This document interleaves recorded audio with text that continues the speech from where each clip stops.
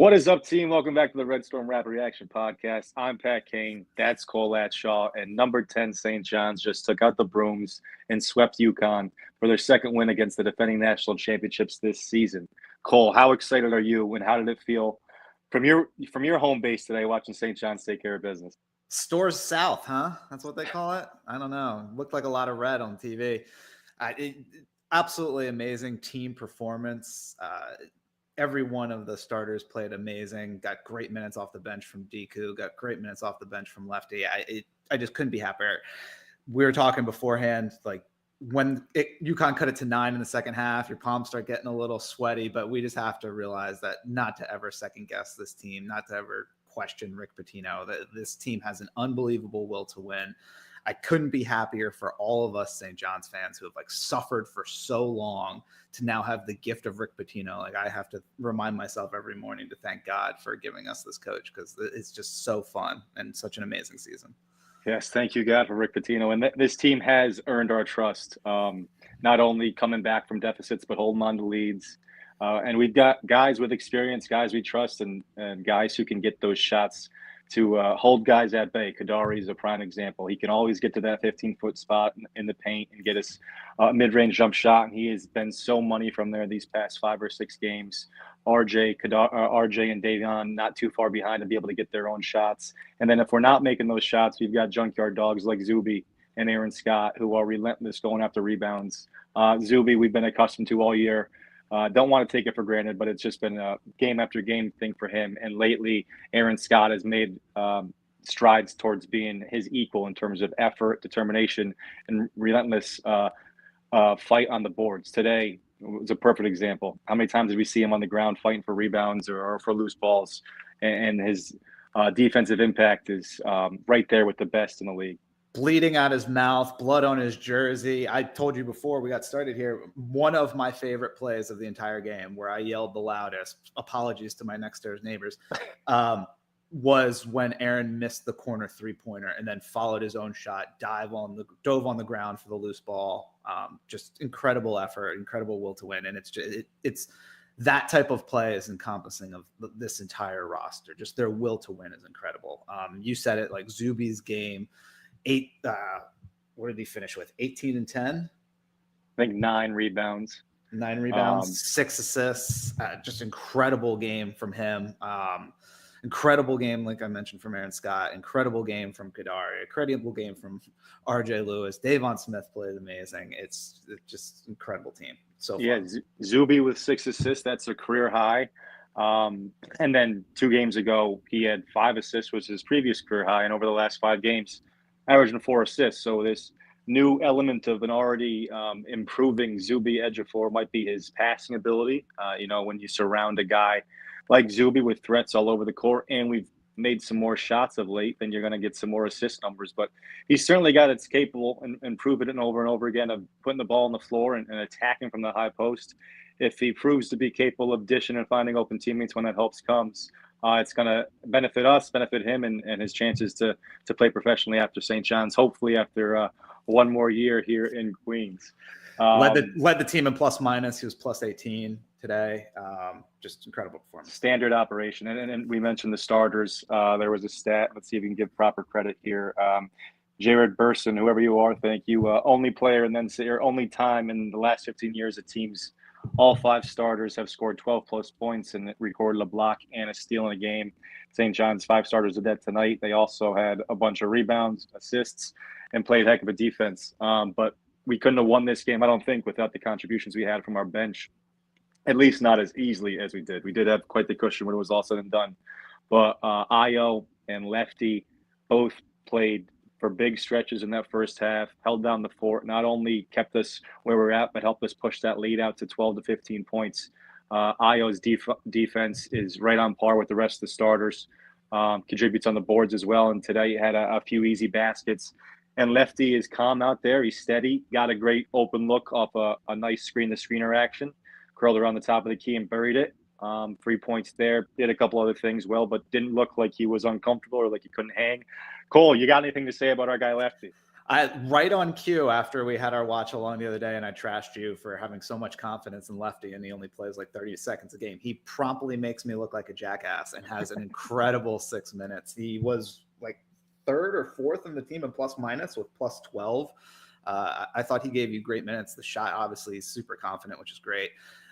Obviously, we're going to need him to sort of have some backup spot minute duty now at the guard position with Jaden Glover being out for the season. So hopefully Jaden can heal up and get healthy and be ready for next year. Yeah. Shout out to him.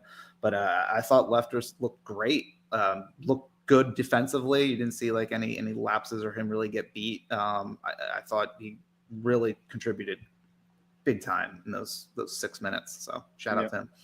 And, see, here at the Red Storm Rapid Reaction podcast, we'll admit it when a player proves us wrong. Cole, happily right there. And he's rooting for Lefty to prove him wrong. Of course. We're just kidding, of course. And Lefty still has a lot to prove, but great to see him get an opportunity today and do well in it.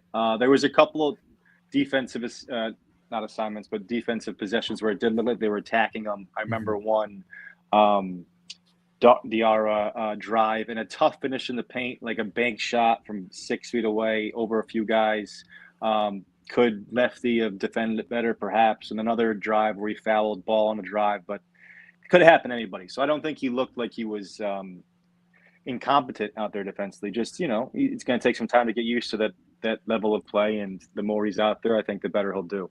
But nevertheless, great to see him. And then, some contributions from Prey. Not too much of a contribution from Vince in his few minutes out there today. But still, you got to give those starters a rest. And as long as you're out there for a few minutes and the lead doesn't evaporate, then we can consider that time spent from the bench players, quality time of the court. Yeah, and obviously, like the next couple games now before the Marquette game, you got Butler on the road and Seton Hall at home. Should be heavy favorites in both of those games. Hopefully the bench players can get a little bit more burn, give these starters some rest. Obviously RJ came into the game with a groin pull, was able to gut through it and suit up. Rick in his post-game press conference said that he's never had a player that's more hurt than Kadari Richmond right now. He said he's got groin injuries on both sides. You'd love to see him get some rest. Obviously Davon also has been dinged up. Hopefully we can really lay the hammer down on these next two opponents and get these starters a little bit of rest, because these guys are playing huge lion share minutes and really unbelievable performances. But we got to get them a little rest and healthy before this Marquette game and before the Big East tournament. Yeah, you never want to hear coaches talk about how injured players are. That's never a good sign. But with Rick, we can never really be sure the level of the extent of the injury. But seeing what we saw with RJ the last road game at DePaul, I wouldn't be shocked if we see Kadari get a turn out, getting a rest at a game here. But you got to be prepared. Butler is not DePaul. Butler is a team that had us down late at home earlier in the season. So not a team we can take lightly, and a game that's really important for us right now. We're worried about our seeding. We're worried about finishing the season strongly and wrapping up the regular season Big East crown. So this Butler game is not one we can look past. Hopefully we can, get healthy in the process of getting another big win, and then that weekend game against Seton Hall now at the Garden. I'm not sure if it's going to be a sellout, but you see the crowds we're getting. You have a chance to potentially wrap up the Big East crown there if you take care of business Wednesday night at Butler. So a game that I'm very much looking forward to see how we respond to after this big win at home against UConn. Rick said on Pardon My Take they'd already sold 16,000 for Seton Hall, which is crazy. Oh, that's about all you need, right? If we already had 5,000 sold for Corner-Sec, if those are 16 additional, I'm not sure. But what does it sell at? Do you know off the top of your head? I mean, did they 19 and change, I think. Yeah. All right, couple more thousand to go. You ever been to the Big East tournament, Cole? I have, yeah. My dad used to take me and brother Sean all the time. Yeah, growing up. That's something I'm starting to contemplate. Do I start putting the process in to get down there for the Big East tournament? But I have so much fun just watching that slate of games from home. I don't know if I want to spend the cash. It's crazy. It's just a real celebration of basketball. It's the best tournament in the land. It's so fun. Yeah. So we saw Lefty get a lot of run. We've talked about that. Part of the reason why is because Sim got 2 quick fouls today. He has had a little bit of a propensity to pick up some reaching fouls. Him and Aaron Scott can get handsy defensively and get themselves with 2 early fouls. And, with Rick's hardened rule of sitting guys with 2 fouls, it's right to the bench for them. And, without Some guys you mentioned, Glover out and Wilcher with 2. That's where Lefty got the call. So I'm not sure if we'll continue to see him for a 5+ minute stretch every first half or second half going forward. But it's good to show that he's capable of that, especially against a team as tough physically as UConn. They're not as blazing quick as a lot of teams we'll see, but still, Lefty proved a lot out there, and the team, I'm sure, feels more comfortable with him out there. And I can imagine he feels like there's some weight lifted off his shoulders to be able to contribute in such a win. Yeah, I thought Sim struggled a lot in the first half. Obviously picked up the 2 fouls like super quick. Looked like he let kind of his frustrations at the offensive end affect him at the defensive end. But then like turned around and I thought played a really good second half. 7 points in the second half. I think he was the lowest on the team in plus minus. Yeah, he was minus 7 today. But, like I said, I thought he played pretty well in the second half after really struggling in the first half. Right, so he really only played in the second. He played that 30 seconds in the first. He picked up the 2 fouls. And St. John's was probably, minus 7 overall in the second half. So that kind of makes sense. It's hard to keep the foot all the way on the gas there. But he did make a few plays in that second half. That one lefty finish and one. He's had a few real tough physical finishes in Big East play that have surprised me. Wasn't something I thought he had in him. And if his athleticism is like very like underrated. I mean, he was trying to stuff that in one, but he's got some hops. Let's just go over some individual stats here, some lines from the game. Starters all with 12+ points, like we said. Zuby 18 points, 9 rebounds, 6 assists, 2 steals, 3 blocks, only 1 turnover. 8 for 9 from the free throw line. Continues to show a good stroke from there. I think there's still a level this guy could get to when he comes back next year that we haven't seen quite yet. And man, imagine how scared the Big East coaches will be seeing Zuby Ejiofor next year with this year under his belt and the confidence he's going to come back with. Fingers crossed there. RJ Lewis, 14 points, 5 rebounds, 2 steals, 1 block. Rough shooting night for him was 3 for 6 from 3-point line, but only 1 for 12 from inside the arc. So not your common inside the arc efficient night from RJ. Usually if he's having a night like this, it's with a 1 for 7 from 3 mixed in from a good game inside, but still able to contribute in ways that helped us lead to a win. Still so tough to deal with from the other end, UConn side. And him being able to match up with McNeely and Caravan is a big plus for us with their length. Scott, 13 points, 8 rebounds, 2 assists, 3 steals, 2 blocks. Just an all-around great performance. 1 for 1 from the line, 2 for 6 from 3. Kadari, 18 points, 3 rebounds, 4 assists, 2 steals, 2 blocks, 0 turnovers in 25 minutes.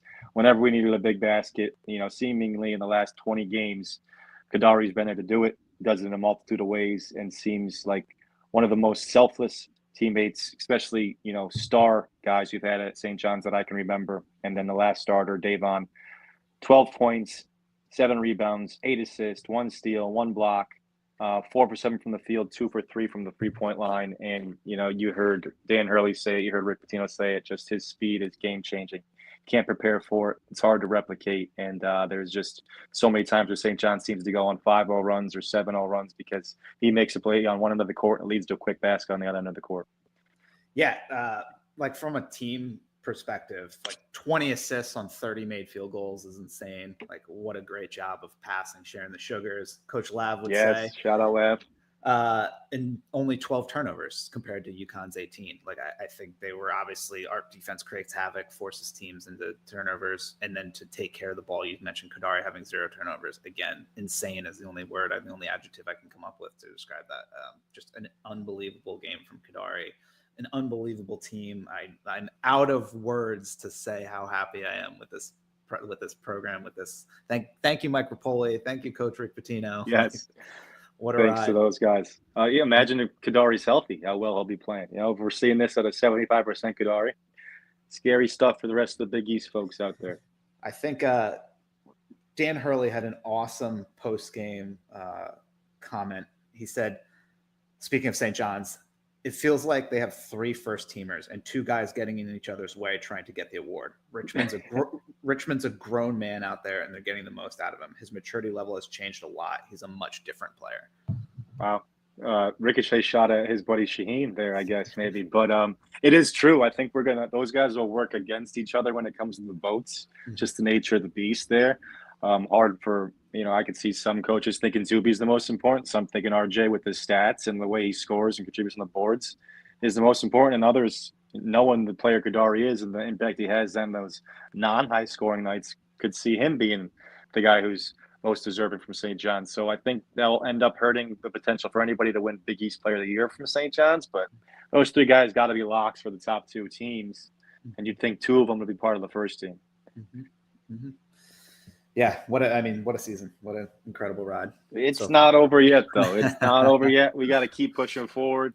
Take care of Butler on Wednesday. Go ahead, yeah. We talked on our watch along about one of the comments that Zach Braziller had made early in the season and has repeated it throughout, of talking about our ceiling as far as the March Madness tournament goes, and saying that he views our ceiling as a Sweet 16. To be able to make that would be a huge accomplishment. I don't think that that's fair to say anymore. I mean, obviously, like you mentioned earlier, we're playing for seeding at this point. I think they obviously talked about it on the broadcast. I mean, right now we're projected as a 3 seed. So you're going to be a top 4 protected seed no matter what. I don't think it's insane to say that they could play their way into a 2 seed. I mean, hypothetically, you win out and you won the Big East tournament. Like, I think you have to be a 2 seed. Yeah. I mean, at that point, even if you're a 3 seed, like Sweet 16, in my opinion, is the expectation at that point. Like, I mean, obviously you can run into a buzzsaw, weird, strange things can happen, but like, you'll be favored in those games. Like, you should make the Sweet 16. Casey Jacobson, obviously we had an insane first half to the game. We were shooting at that point, I think, over 50% from 3. Casey Jacobson at halftime said, if St. John's shoots this well, obviously, defense is going to travel. They're going to keep playing. We're going to keep playing our defensive game the way we can. If you shoot that well, St. John's has the ability to cut down nets in March. And he's a Stanford graduate, so he's a smart guy. He's a smart guy. But I've heard a lot of people echo those same thoughts. If St. John's is shooting well, then they've shown what they can do on the other end of the ball. Well, why can't they beat anybody who's in front of them? So that's my thing with. I don't know how recently Zach has said that. I don't want to misquote Zach. Maybe this was his thoughts a few months ago, and they could change. But I don't want to put any ceiling on what this team could do with the right path and the right shooting night. They could absolutely beat every team that's in front of them. I also know that the same is true for the teams they're facing. They could have a hot night and we could have an off night. And next thing you know, you're out earlier than you expected. That's why it's so important we finish this season strong, keep on a high note, be playing our best ball by the time the tournament comes, and then just live with the whatever happens, but giving yourself the best path possible once you get there. Yeah, absolutely. And like you said, March Madness, the tournament it's all just a crapshoot. It's all about luck. Obviously, you can help yourself out by getting the right seeding, but who gets hot at the right time, who goes on a shooting streak?